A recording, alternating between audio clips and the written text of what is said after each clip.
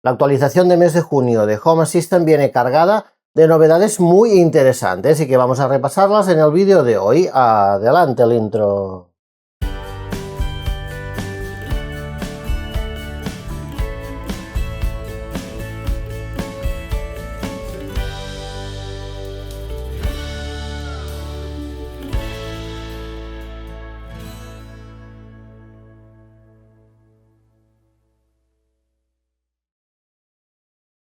Hola a todo el mundo, yo soy Alberto y os doy la bienvenida a un nuevo vídeo de Tecno y Foto. Lo primero que hay que destacar de esta actualización del mes de junio es que viene con una semana de retraso. En lugar de ser el primer miércoles de mes, en esta ocasión va a ser el segundo y va a venir cargada de novedades muy interesantes.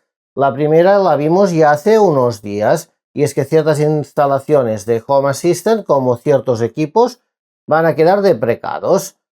Por cierto, la palabra deprecado en términos informáticos significa que, por ejemplo, un programa como es Home Assistant a día de hoy está vigente, pero ya tiene fecha de caducidad. Después se recomienda no utilizarlo. Otro caso podría ser algunas versiones de Windows 10 que a día de hoy siguen funcionando, pero que ya tienen fecha de caducidad. También podríamos decir que estas versiones de Windows 10 están deprecadas. Esto significa en términos informáticos. Ya sé que en términos que no son informáticos significa otra cosa, pero en términos informáticos está aceptada por la lengua española la palabra deprecado. Por eso la utilicé en el vídeo anterior y la vuelvo a utilizar a día de hoy. Después, si tú quieres saber si estás afectado por esto, tienes el vídeo aquí donde explico con detalle, hasta te enseño un comprobador para ver si tu instalación de Home Assistant está afectada o no.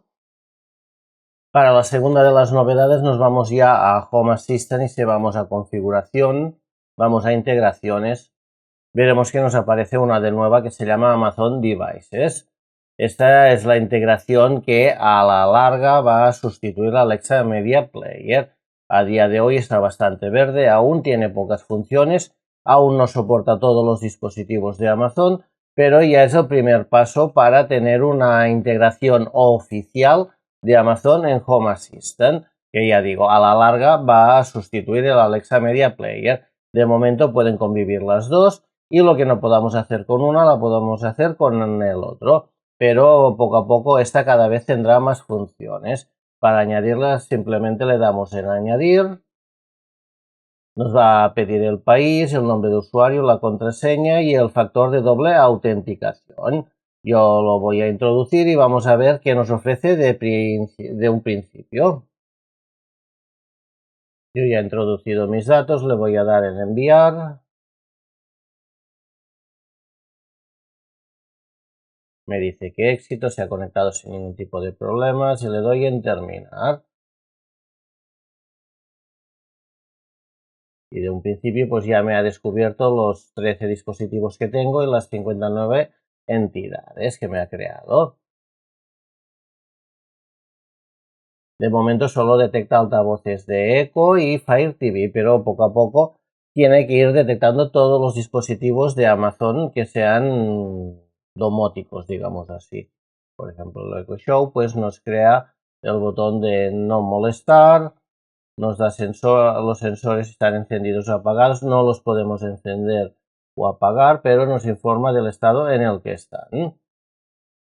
Bueno, se espera que cada vez pueda hacer más y más funciones. Ahora vamos a ir a configuración, otra vez vamos a ir a automatizaciones y vamos a crear una automatización nueva.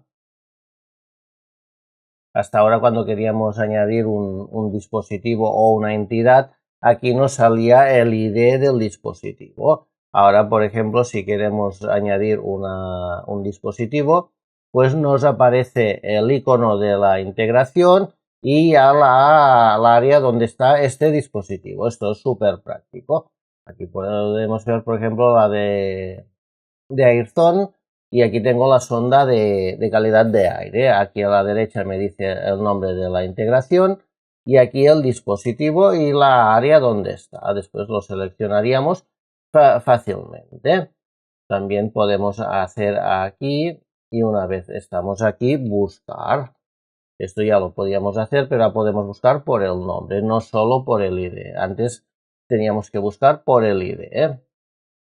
Y lo podemos hacer esto con dispositivos y con entidades.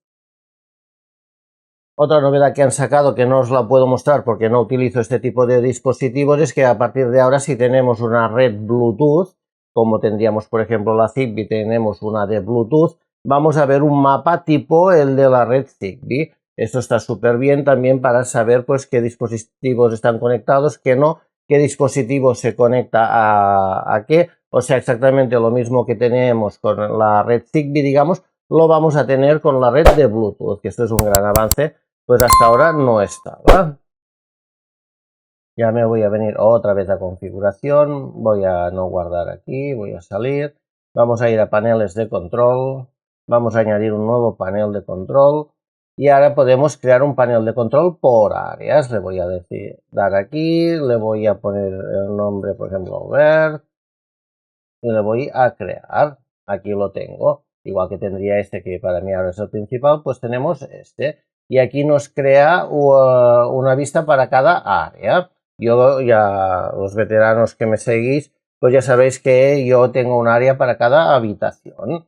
Después, por ejemplo, pues aquí en el baño me aparecen las entidades del baño, agrupadas ya por tipo, por luces, por otras, por climatización, reproductores multimedia, o sea, ya nos crea un panel de forma automática con bueno, iba a decir luces porque aquí he visto luces, pero con los dispositivos y entidades que tenemos en cada área. Entonces esto está muy bien y reafirma el porqué y la importancia de asignar una área a cada dispositivo.